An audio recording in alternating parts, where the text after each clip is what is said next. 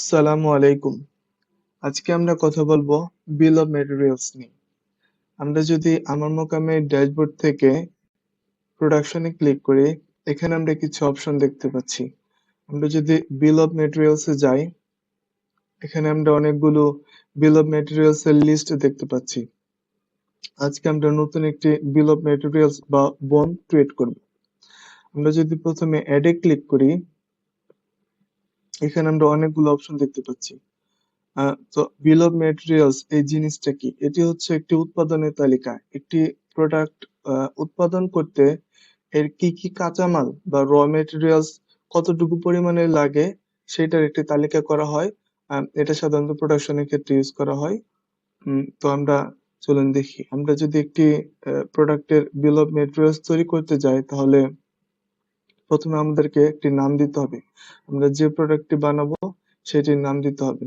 তো আমরা একটি সাদা গেঞ্জি বা হোয়াইট ভেস্ট ক্রিয়েট করব, বা এর একটি বোম তৈরি করব।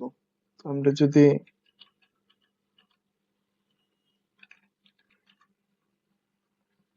আমরা নাম দিলাম, আমরা এখন র মেটেরিয়ালস এর ফিল্ড গুলো পূরণ করব।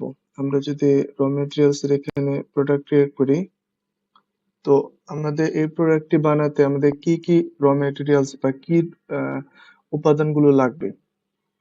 তো আমাদের একটি সাদা গেঞ্জি বা হোয়াইট ভেস্ট বানাতে সাধারণত কটন ফেব্রিক নামে একটা র মেটেরিয়াল লাগে।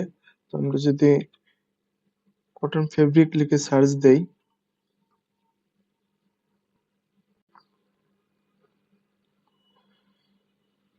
আমাদের এখানে প্রোডাক্টটি সিলেক্ট হয়ে গেল, মানে র মেটেরিয়াল সিলেক্ট হয়ে গেল। আমাদের ইউনিট দিতে হবে, ইয়ার্ড এবং কোয়ান্টিটি দিতে হবে 1.2। তো আমরা ফাইনাল প্রোডাক্ট এখানে ফাইনাল প্রোডাক্টটি সিলেক্ট করবো। আমরা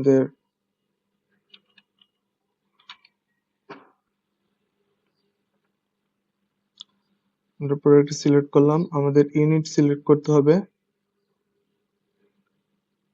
আমাদের কোয়ান্টিটি সিলেক্ট করতে হবে এবং কস্ট রেশিও 100%।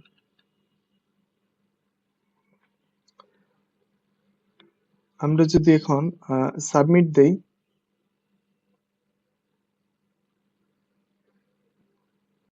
তাহলে আমাদের বিল অফ ম্যাটেরিয়ালস বা বোমটি ক্রিয়েট হয়ে গেল। আমরা যদি অ্যাকশন থেকে শোতে যাই, আমরা এখানে ডিটেলস দেখতে পারবো। আমরা এডিট থেকে এডিটও করতে পারবো, ডিলিট থেকে ডিলিটও করতে পারবো। তো এই ছিল আমাদের বিল অফ ম্যাটেরিয়ালস। সালামু আলাইকুম।